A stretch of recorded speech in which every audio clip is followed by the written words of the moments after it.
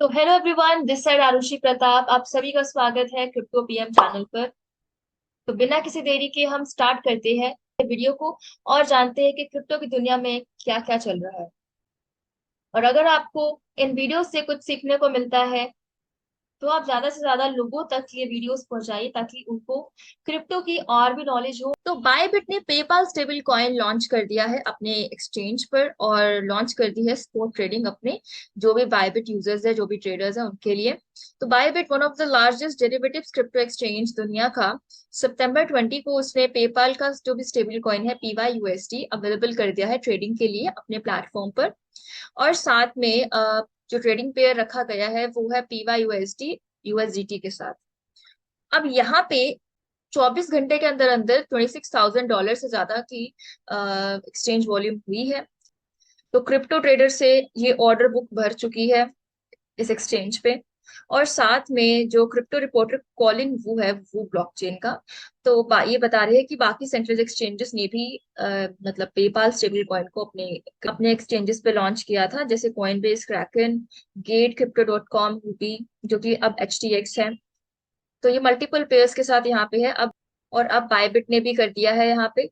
और साथ में जो पेपाल का स्टेबल कॉइन है, मतलब ऐसी बहुत कम करेंसीज है जो कि सर्विस प्रोवाइडर्स जो जिसको यूज कर रहे हैं। और साथ में जो स्टेबल कॉइन है ये पेपाल का, तो ये प्री अप्रूव्ड किया गया है, ये मतलब उसकी जो न्यूयॉर्क रेगुलेटर्स की ग्रीन लिस्ट में इसको डाला गया है। और साथ में जब XRP मतलब 100 क्रिप्टो करेंसीज थी मैंने आपको बताया था, उसमें से 8 ही crypto currency stable coin select हुए थे जिनकी ग्रीन लिस्ट में। और साथ में PYUSD मतलब जो कि पैक्सस ट्रस्ट कंपनी ने, जो कि फुली लाइसेंस ट्रस्ट कंपनी है, उसने इशू किया था इस स्टेबल कॉइन को। और एक महीने के अंदर अंदर पेपाल का स्टेबल कॉइन जो है वो $0 से $44 मिलियन का मार्केट कैप इसने बनाया था, क्योंकि पेपाल की बहुत ज्यादा क्रेडिबिलिटी है और बहुत बड़ा यूजर बेस है।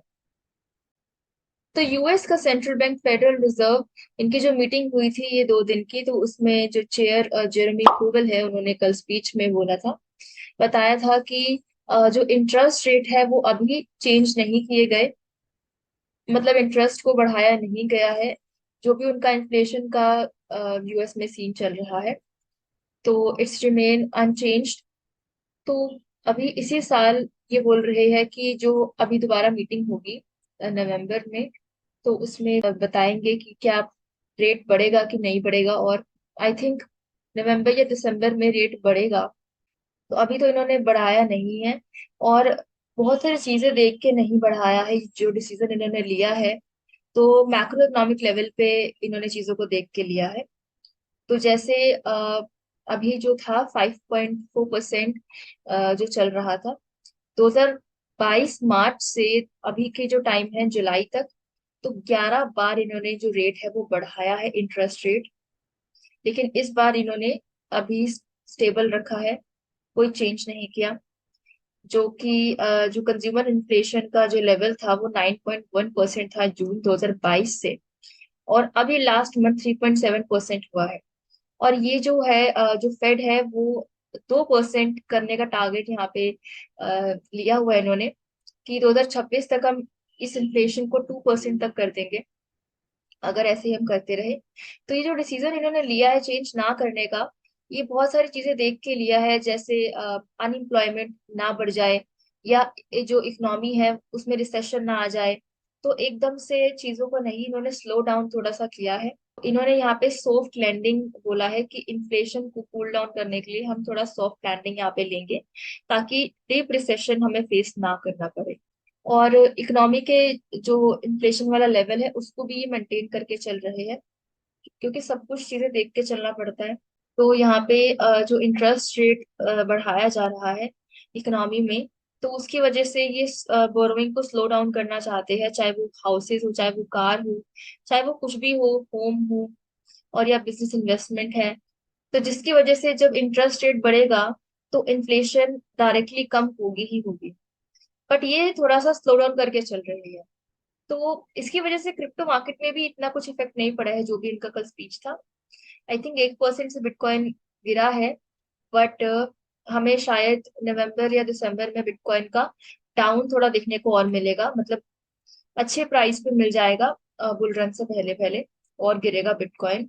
तो ऐसा पक्का नहीं है, बट गिरेगा जरूर ऐसा, क्योंकि जब इंटरेस्ट रेट बढ़ेगा तो जो एसेट्स प्राइजेस होते हैं उसमें हमें कमी देखने को मिलती है।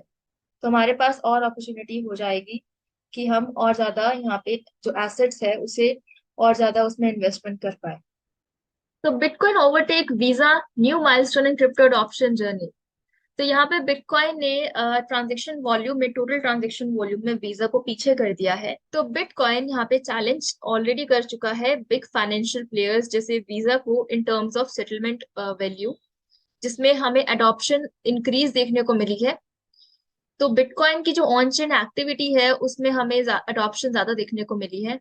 बहुत सारे एड्रेसेस बिटकॉइन पे बन रहे हैं और एक्टिव एड्रेसेस जो है वो ज्यादा हो रहे हैं। तो ऑल्दो जो बिटकॉइन का प्राइस है हमें थोड़ा सा कम देखने को मिल रहा है, वॉलेटिलिटी थोड़ा सा ऊपर नीचे ज्यादा हो रहा है ये, लेकिन फिर भी जो इसकी ऑन चेन एनालिसिस कहती है कि न्यू माइलस्टोन ये क्रिएट कर रहा है हर रोज।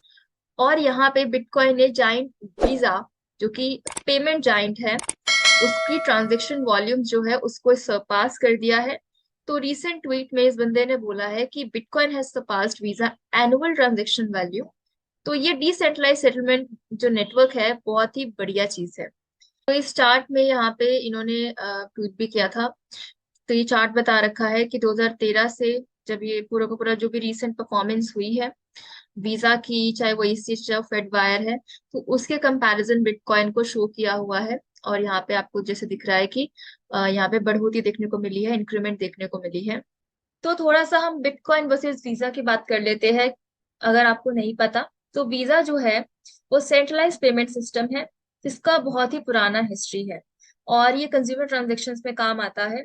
और बिटकॉइन जो है वो डिसेंट्रलाइज नेटवर्क पे काम करता है जहाँ पे ट्रांजेक्शन्स जो है वो सिंपल कॉफी से लेके मल्टी मिलियन डॉलर की एसेट परचेज करने तक का हम बिटकॉइन को यूज कर सकते हैं। तो ये दोनों जो एंटिटीज है या कुछ भी कह लो, ये दोनों फंडामेंटली डिफरेंट है और अलग तरीके से काम करती है, अलग रूल से काम करती है। तो यहाँ पे ये बंदा भी बोल रहा है कि buckle up bitcoin bulls, the crypto rocket is soaring to new height with all time high hash rate. तो बहुत ही अच्छी बात है बिटकॉइन के लिए यहाँ पे कि इसने अपनी एनुअल ट्रांजैक्शन वॉल्यूम को सरपास कर दिया है वीजा जैसे बड़े पेमेंट प्लेटफॉर्म से। एक्सआरपी अटर्नी ने यहाँ पे एड्रेस किया है न्यूयॉर्क में जो एनवाईडीएफएस ने यहाँ पे डीलिस्टिंग की है रिपल और डॉज कॉइन और भी बहुत सारी कॉइन्स टोकन्स को। तो यहाँ पे ये पॉलिटिकल इंटेंशन नहीं था, इसलिए वो डिनाई कर रहे हैं। तो चलते हैं मंडे को, New York department of financial services ने यहाँ पे अपनी अपडेशन दी थी स्टैंडर्ड्स को लेके वर्चुअल करेंसी पे। और रिपल को और डोज कॉइन को और बहुत सारी क्रिप्टो करेंसीज को यहाँ पे रिमूव किया था। और 100 क्रिप्टो करेंसीज थी जिसमें से 8 ही क्रिप्टो करेंसी इन्होंने ग्रीन लिस्ट की है। जिसमें से अगर मैं बात करूं तो बिटकॉइन आता है, ईथर आता है, न्यू पेपाल का डॉलर आता है और 5 और other crypto currencies stable coins है रादर दिन। एक पेपाल के थ्रू हुआ था और एक जेमिनाई के थ्रू हुआ था। तो अब बात करते हैं यहाँ पे। तो इन्होंने जो बोला है कि ये अपने हमारे नए स्टैंडर्ड्स के अकॉर्डिंग सेट नहीं हो रहा था, जो भी गाइडेंस इन्होंने दिया है तो उससे ये मीट नहीं कर पा रहे थे, इसलिए इनको डीलिस्ट करना पड़ा।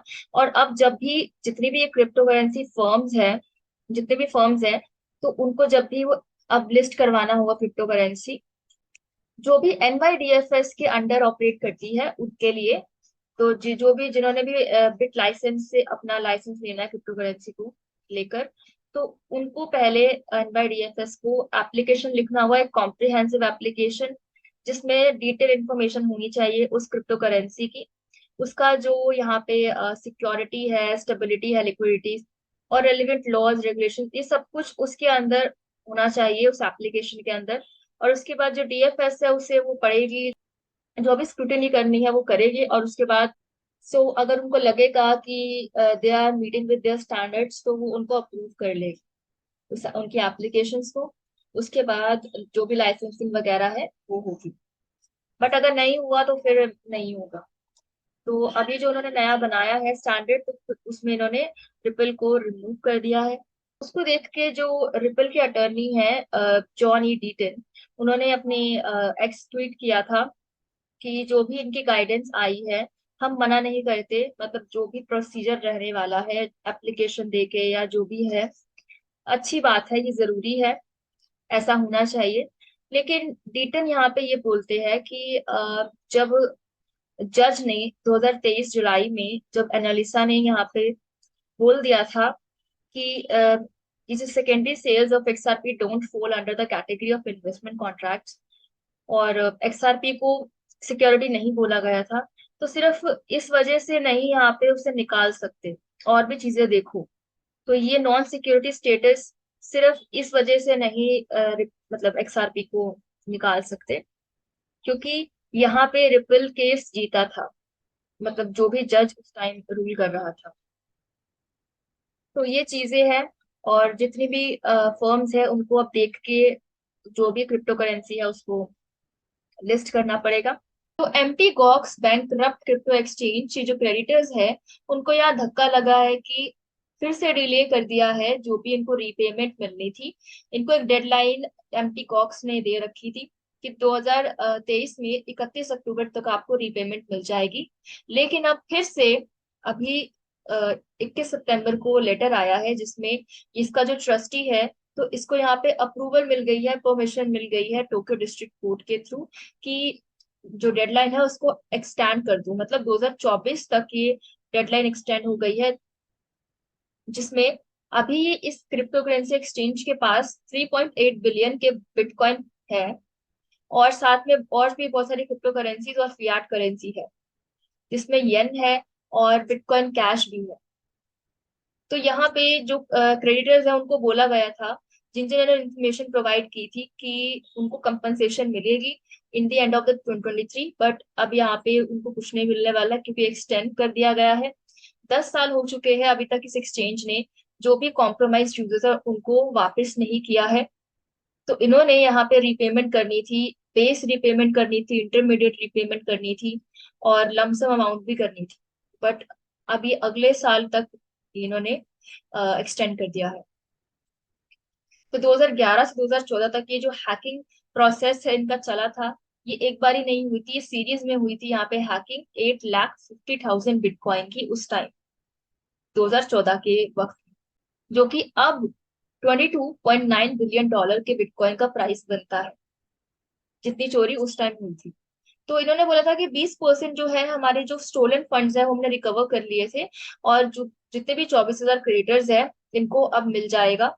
इन्होंने बहुत ज्यादा वेट करवा दिया है अपने क्रेडिटर को, और ये जो नोटिस आया था जिसमें लिखा हुआ है कि एक्सटेंशन इनको मिल चुकी है अगले साल तक के लिए, और अभी के करीब करीब यहाँ पे ये जो एक्सचेंज है ये 1,42,000 बिटकॉइन और 1,43,000 बिटकॉइन कैश और 69 बिलियन येन होल्ड करता है। तो मिलते हैं नेक्स्ट वीडियो में ऐसी और खबरों के साथ। तब तक के लिए बाय बाय, टेक केयर।